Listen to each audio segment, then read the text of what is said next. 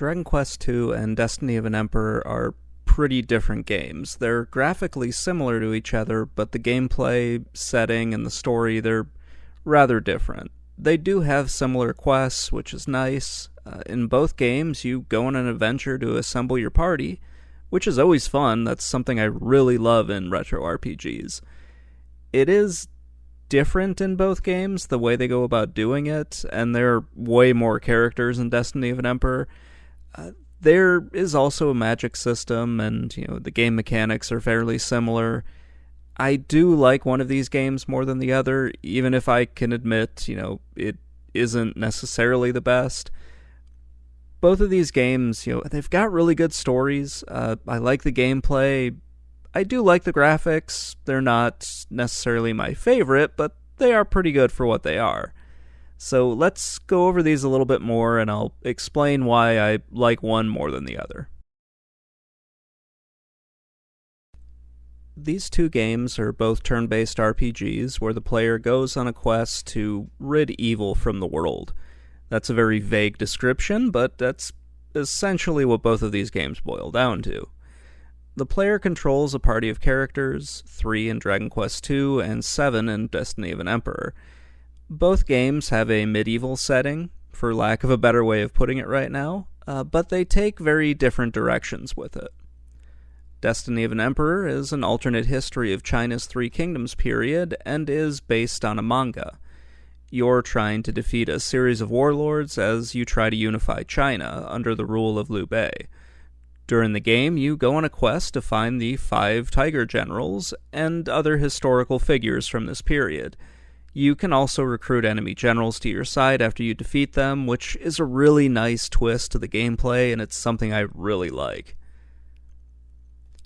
Dragon Quest II is a high fantasy game where the player takes control of 3 descendants of the hero from the first game.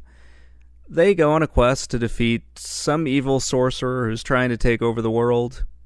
Kind of what they did with the first game, but here there are more party members, more enemies to fight, and it's a much more grand adventure. There are only 3 characters to manage in this game. The magic system is also much more straightforward, and it's more of a fantasy than a somewhat realistic simulation, or at least as realistic as, a video game based on a manga could be. Both of these games are graphically the same. They have a few different tweaks to them. Destiny of an Emperor is less cinematic than Dragon Quest II. So, yeah, we'll get into some of the more main differences. I just wanted to give a brief overview of both games. There are numerous differences between these two games. The story, the setting, and the gameplay, they're all different. The games take different approaches to just the RPG format, with one of them being a bit more grounded in reality and the other one being more fantastical. Both stories are about defeating an evil person or a group of evil people and then restoring peace to the land. That can be said about just about every RPG from this era, especially those released in the late 80s. Dragon Quest is more of a fantastical story where you have to fight demons. In contrast, Destiny of an Emperor, you have to just defeat a series of tyrannical or corrupt warlords, and then you eventually restore peace to China. Dragon Quest II is a high fantasy setting where you use magic, you're fighting more monsters, you're fighting demons, that sort of thing. There are a few human enemies in this, but for the most part, you're just fighting high fantasy monsters. Destiny of an Emperor, that's much more grounded. You are only fighting human enemies in that one, and you're also using military tactics instead of magic. I might slip up and just call it magic because that's essentially what that system is, but yeah, they're trying to create something where it's like magic, but it's still somewhat grounded in reality. The combat screen, those are pretty similar. Dragon Quest II has you with a first-person perspective, and Destiny of an Emperor kind of looks like the Final Fantasy screen a little bit, where you have your party on one side and then the enemy party on the other. But even with that, it's It's a pretty weird and kind of unique way of doing things. The gameplay has a few differences, most of which is going to be on the battle screen. Destiny of an Emperor, you control 5 generals during combat, and you have a tactician who usually is in one of the 2 reserve slots. They're the ones who are in control of all of your magic or tactics. If you don't have a tactician, you can't use any of your tactics.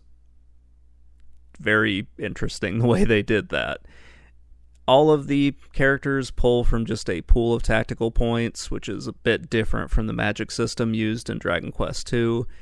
And then there's also the all-out attack button, which I kind of like, especially when you're trying to grind for levels and you don't feel like wasting your time fighting a bunch of just throwaway characters.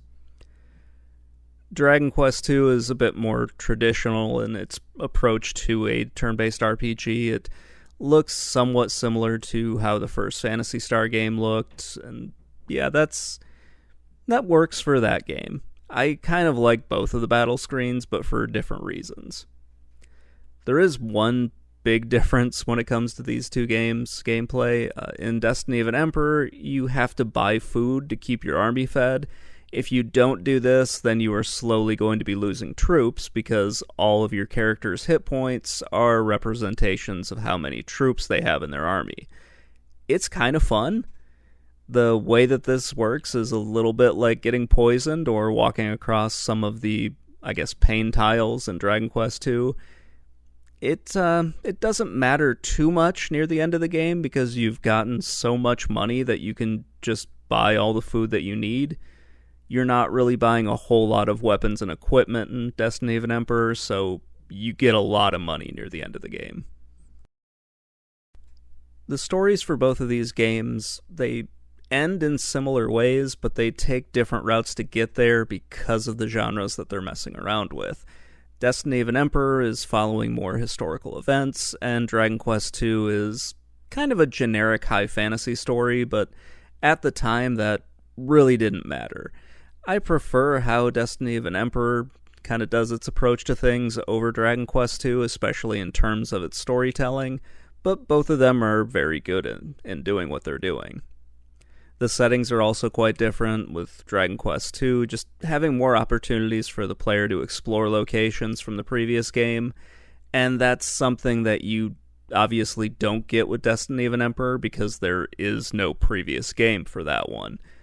We didn't get any of the sequels, so yeah, it's just a standalone RPG on the NES.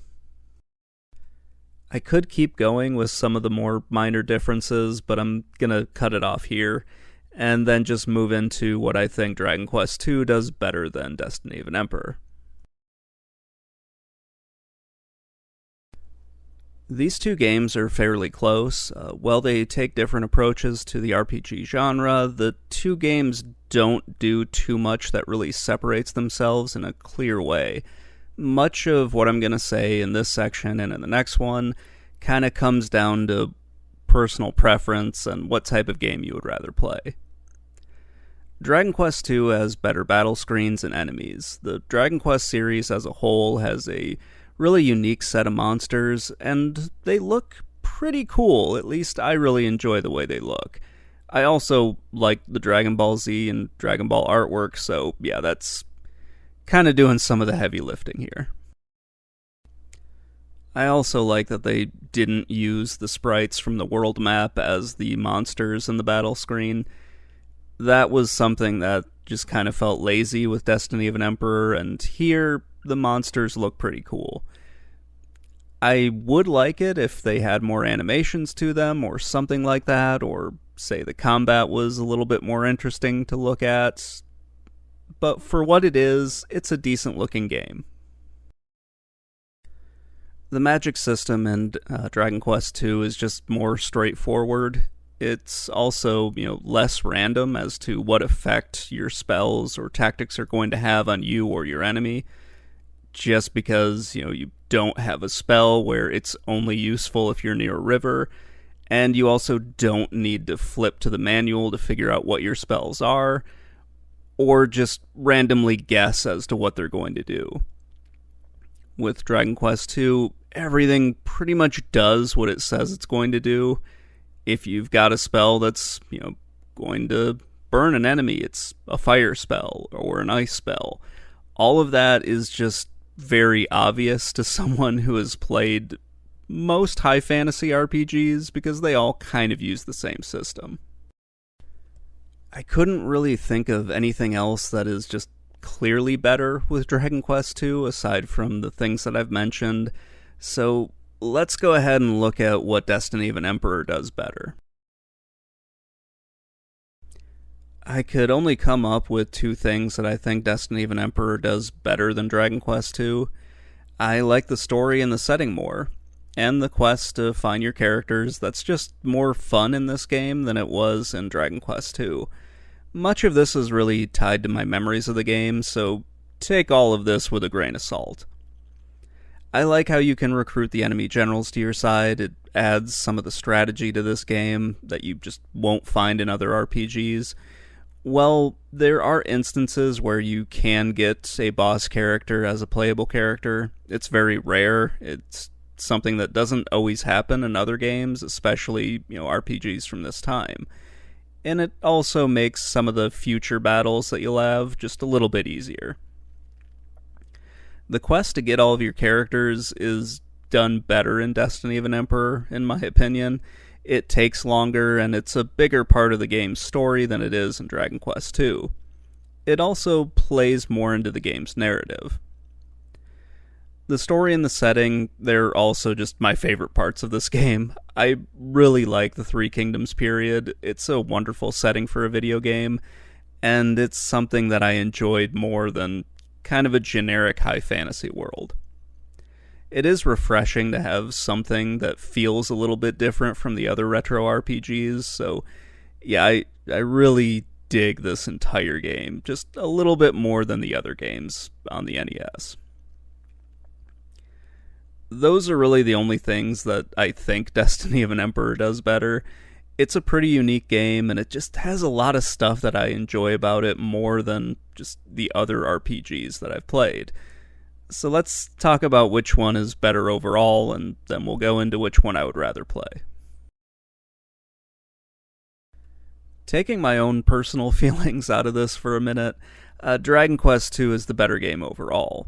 It's a more traditional console RPG, and it's got several things that I really like about it.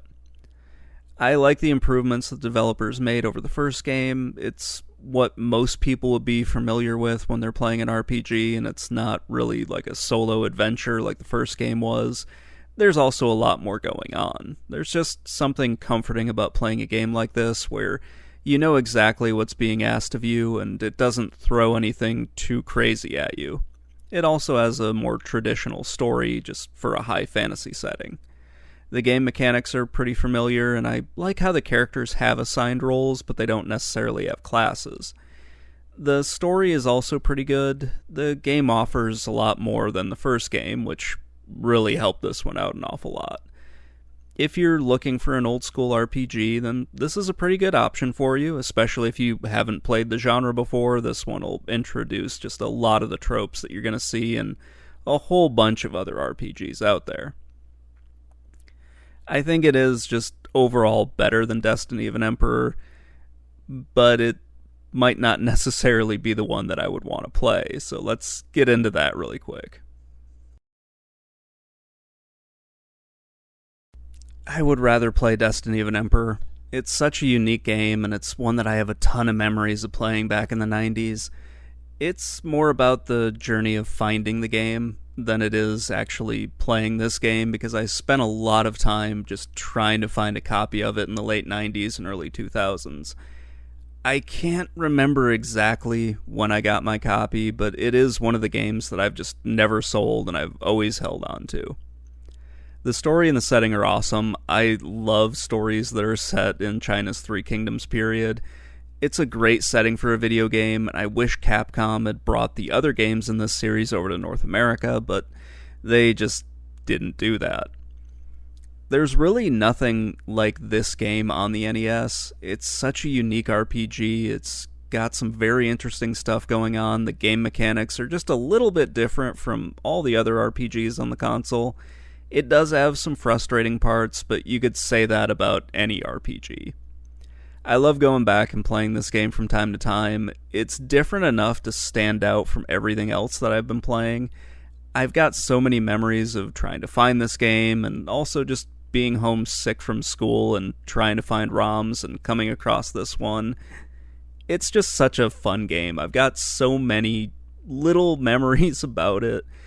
It felt like finding a hidden gem back when I did discover it, and I'm glad that some people at least have played it and still talk about it today. This might not be one of the best games on the NES, based on just a consensus of every other website out on the internet, but it's one of my favorite games, and it would be in my top, 15 or 25 or whatever number you want to assign to a best of list.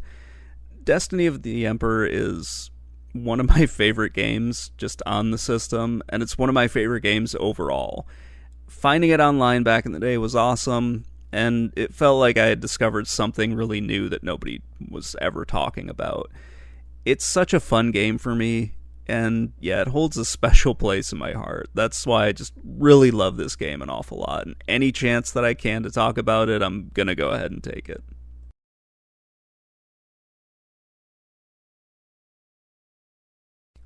Both of these are good games. There really was no clear winner or loser in any of this.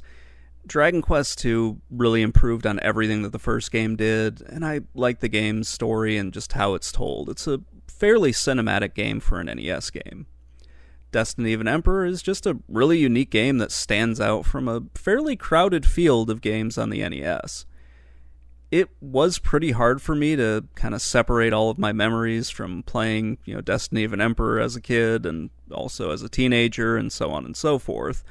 It is one of my favorite games on the NES, and Dragon Quest II is still fairly new to me.